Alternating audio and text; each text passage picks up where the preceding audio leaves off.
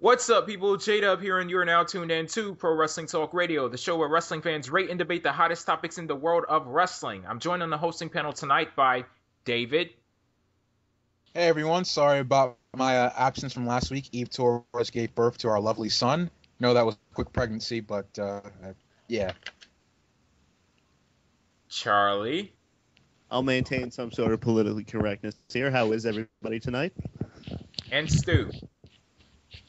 David's lying. It was pills.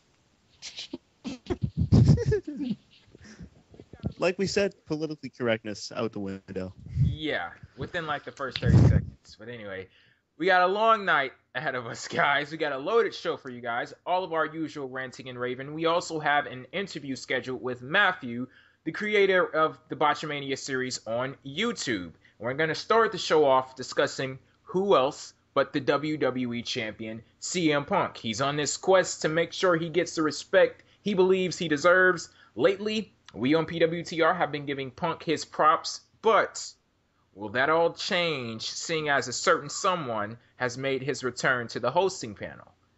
David, are you going to continue the trend or stay true to form? Well, in a shocking turn of events, I actually like this heel turn. He had a great match with Rey Mysterio on Monday. I was thoroughly entertained, but it's only been one match. I'm not saying I like him. I don't think I'll ever like him because he was pretty crappy back on the New Nexus. But then again, I don't think anybody would have helped then. But I like it better when somebody like him is in control of the match. Him as a babyface just doesn't work for me. Certain people just shouldn't be getting beat up during the match. Like guys like Brett, he did very good as a babyface when he controlled when he was getting beat up, but he did a lot better, in my opinion, when he was the one controlling the matches. I'll agree with you to an extent. I think that CM Punk can work as a face, just not as a total complete, pandering, kissing babies and shaking fat women or whatever the thing was. I don't know. He's shaking babies, kissing fat women. I don't know. But I really do like this. It's CM Punk has finally found his voice again. I think that he needs to have a little bit more of an edge to him. I don't really think you need to copy what he did in 2011, but something along those lines where he redefines himself and he doesn't lose track of what he is again. I think that it can work. It needs a little bit more time, and I think that WWE needs to do more, to be honest with you, because if they're just going to suffice with this is like, here, CM Punk is a heel now, he's still going to get tweener reactions, and yeah, he needs to say a lot more. He needs to be that edgy, CM Punk that we know, because when CM Punk has an edge to him, he creates television gold, and the WWE needs to realize that and just not put all their eggs into John Cena, because you see how that works out. Because right now it's Cena, let's go Cena. Cena sucks, and he's not over with half the crowd. CM Punk is the only guy who's getting consistently great pops. Him and Randy Orton. So I don't know how else you do it. If you want to put all your eggs in the CM Punk basket, I could see them doing that, but you really need to invest in it, and you need to actually do it right if you're going to. Yeah, I definitely like the direction Punk's headed in. I'm hoping that they can do something out of the ordinary and actually make it so that it stays that way for a long period of time. But overall, I'm really enjoying where we're at right now. The promo with AJ to open Raw was a little shaky for me. I didn't really see a lot of edge to him. It just kind of looked like a whiny baby, kind of like The Miz was during his title reign. But when he gets an edginess to him, he can really do some great stuff on the mic. To me, it really doesn't matter. You don't have to define him as a heel or a face. You can just go out there and let him be himself and leave it up to the fans. I love characters like that that can create kind of a split and can actually create a debate over whether or not you should like this guy. So I think he's really going in a good direction, and we'll see how far the WWE can take it. Yeah, that's definitely the question we have to ask ourselves. How long is this thing going to last? How long is WWE going to be invested in CM Punk and this new character that he has? But as far as the here and now goes, I'm still loving this thing. I thought CM Punk was great at the end of the show. It's like he was listening to PWTR last week and he heard some of the things that I was saying, because I made the comment last week about him. It doesn't matter whether he's a heel or a face or anything like that. He basically is going to take out anybody who poses a threat to his image and his WWE Championship. And he said that exact same thing on Monday Night Raw. And I think that in the spot that we're at right now, I wouldn't necessarily say that they're firing on all cylinders, because he's still delving deeper and deeper into this heel turn each and every week. Like, we can see the progression as the weeks roll on, because there are some people, and this has happened millions of times in the wrestling industry, where you have a good guy, then all of a sudden it's like a light switch flipped on, and within 3 seconds he's a bona fide heel. We're seeing the evolution while it's in progress with CM Punk. The boos are getting louder and louder each and every week, and I like it that way, because he actually does have a reason to be pissed off, but he's taking it a little bit too far. Well, not a little bit, entirely too far. And this takes us to a comment that we got on Twitter about the show last week. It's from ENC98. He said, on PWTR, you talked about how people could be mad about them giving The Rock a title shot.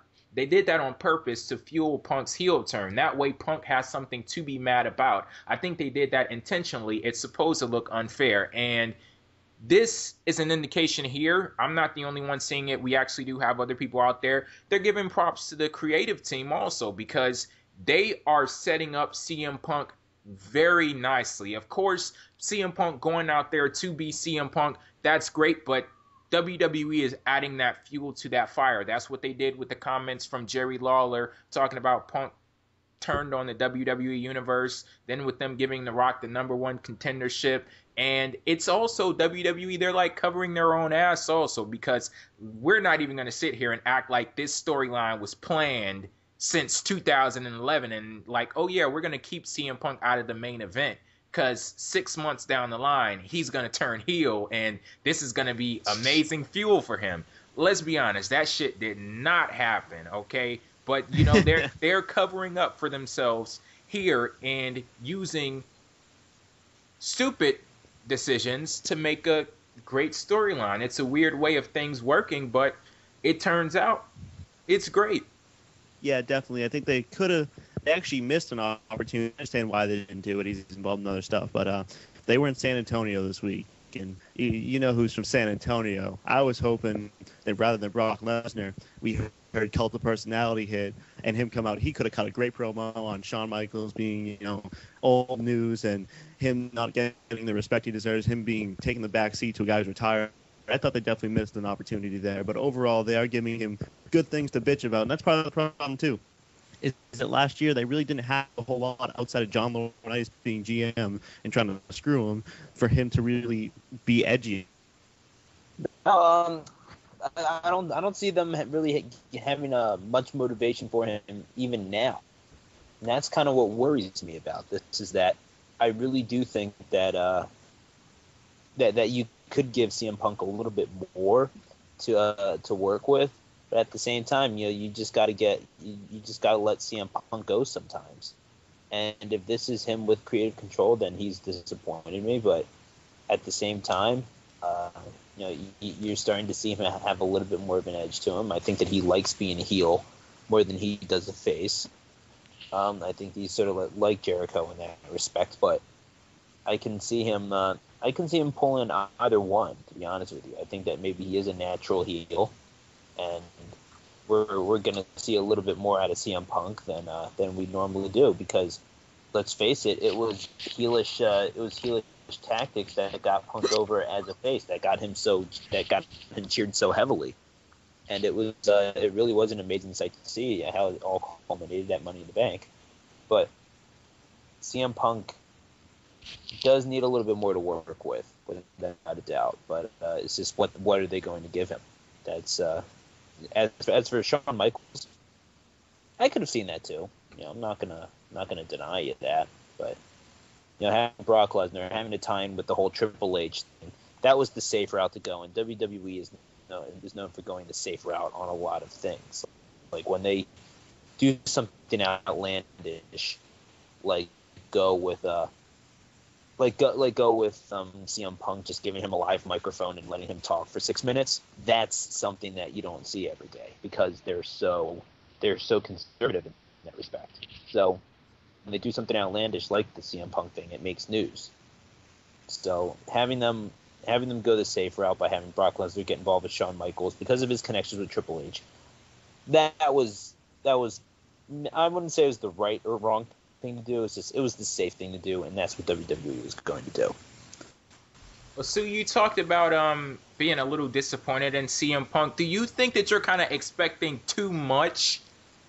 Because we're only a few weeks into this thing, and I kind of appreciate the subtlety that WWE is displaying with letting this thing evolve and flow as it is. Like I talked about the light switch. It's a more of a gradual thing with CM Punk. Like I noticed on Raw, I believe it was at the end of the show when he attacked John Cena in the Big Show and the crowd started booing the hell out of him, and he looked at the camera and he's like, what? Like, what did I do? What was so bad about that? I like stuff like that, how they're taking their time with it. This is not CM Punk at his best right now, but it's still great. Like, I do expect sometimes out of wrestling the outlandish and the shocking and the things like that, but sometimes you have to give points for delivering a solid show. They're not doing anything out of the ordinary. They're not pushing any boundaries right now, but they are delivering a solid storyline with the WWE Champion at the center. And one thing that I would also give them props on is that the WWE Champion is at the center, but they do have John Cena in the storyline, and they also have the Big Show there. They're trading back and forth. They're trading those moments because it's not the John Cena show anymore. This WWE, I think they're doing a great thing right now because they are showing that, yes, we can feature John Cena in the main events, but we don't have to make it all about him. Even though the Big Show is probably my least favorite person, not probably, definitely my least favorite person going into this triple threat match at SummerSlam. The fact that he was still standing tall while John Cena and CM Punk, the two bigger stars, were on the mat, I like that. I like what you're saying to a point, and I'm not saying that I'm disappointed with CM Punk at the moment. Is absolutely there is a place for subtlety in wrestling, and I think that he's doing that right now. I was talking more in general about about his face run. If that was him with creative control, that's how he expects the face to act, like a baby face to act, which is basically a carbon copy of John Cena, except with slicked back hair and an evil mustache or whatever he has. Then that's not acceptable to me. But whatever. I guess he was over, and he can do whatever the hell he wants at that point. But as for his turn or his it's very subtle, very slow turn. Maybe not as subtle as we would think. It's been good. Don't get me wrong. It's just I could expect a little more from it, but at the same time, this is WWE. They like to take things slow sometimes, especially with someone, a superstar the magnitude of CM Punk. I can totally get that. But what I'm expecting is more along the lines of there should be no ambiguity about who came out on top one week or another. Like, it seems like it's all evenly matched up to this point. And that's kind of what's weird about this, is that leading up to a big pay-per-view like SummerSlam, you should probably have something like, and I know I'm playing kind of an armchair booker here, but I don't care. Something along the lines of every week you have one guy coming out on top. Like, the first week of the feud, after this whole thing is announced, maybe you have John Cena standing tall. Then maybe you have the Big Show. Finally, you have CM Punk coming out. He's the one standing among the bodies or whatever. And like I said before, same thing with John Cena. He wins the melee. Then Big Show. Then CM Punk. Then maybe the week before the pay-per-view, if you have that much time, because WWE seems to be overstocked the pay-per-views during the calendar year. Then you have maybe the standoff. Like, you don't know who's going to come out on top. You just have a big old stare down, and I think that's how you build up tension for the pay-per-view. It's sort of that selling shot. It's like, who's going to come out? They've been so evenly matched up to this point. what in the world is going to happen now. And I think that sort of ambiguity, having that sort of ambiguity, it doesn't exactly help your cause. It's just it muddles it a little bit more, and it doesn't really sell it as much as the WWE might think. I think that it certainly is interesting to watch. Don't get me wrong. It's just I think that you could hit stronger selling points than WWE is hitting at the moment. David or Charlie, you want to jump in on this? The one thing I like that you said was how we're going nice and slow here. I think that's a good idea. One of the problems with the last year's thing was that it seemed like they got to the peak of the storyline way too quickly, and they were just kind of lost. And they had Punk win the belt and Money in the Bank, leave, and then come back 2 weeks later, and it was like, okay, now what? And it was like, okay, now we got Kevin Nash, I guess, and then. It was just Triple H is like, oh, Kevin Nash can't wrestle because we weren't smart enough to give him a physical before we announced the match. All right, I'll step in there. So I definitely like how they're just kind of dragging this thing out a little bit. Build to the peak of the feud. Don't just get right down to the peak. Just let us get there, nice and slow. Enjoy. It's still solid as long as it's not a bad show. I'm completely fine with waiting until we get the big moment of the feud. No, I'm not gonna disagree with you. I'm not saying that this necessarily has to be the peak. I'm saying, just in terms of building up to the next pay-per-view, this is very short term. What I'm saying here, it's it'd just be advisable to maybe go along those lines. I mean, you're talking about just one part of this feud here. You build it up like X, Y, and Z. And as for the feud as a whole, yeah, you definitely take it slow. Drag it out a little bit, and this could be one of the bigger storylines of 2012. That's, but yeah, I agree. I'm not disagreeing with what you're saying. I'm agreeing with you. It's just I'm talking more short term. You're talking long term. That's all. Okay, we're gonna go to David for the last comments on the whole CM Punk thing. Yeah, like I said before, I like it better when guys like him are heel. I think that some people are just born heel, like Randy Orton. Guys like Ric Flair, and CM Punk is no different. I think that he's way better as a heel, especially during the matches. I know it's only been one match, but I really like that Rey Mysterio match, how he took control of everything. Yeah, and I think only good things are here to come. I'm not a fan, as you guys know, and I probably never will be, but it doesn't matter. You don't even have to be a fan of wrestling to see sometimes what this guy does. Even if you don't watch wrestling anymore, that shoot got very popular. I think that if they loosen the training wheels a little bit on him talking and let him really say instead of scripting everything, I think we're gonna get some really good stuff. Yeah, definitely. I'm a fan, and that DVD looks awesome. And one of the things I saw in the trailer was that he was talking about the shoot, and one of the things he said was they just said we're gonna give you a mic, air your discrepancies, and that's what we need from CM Punk. Just give them the mic and say, don't say anything that's gonna get us in trouble. Don't say anything that's gonna kick us off the air, but go out there and just be CM Punk. And when he's allowed to do that and he's given an edgy storyline to build around, there really is nobody better in the world than CM Punk.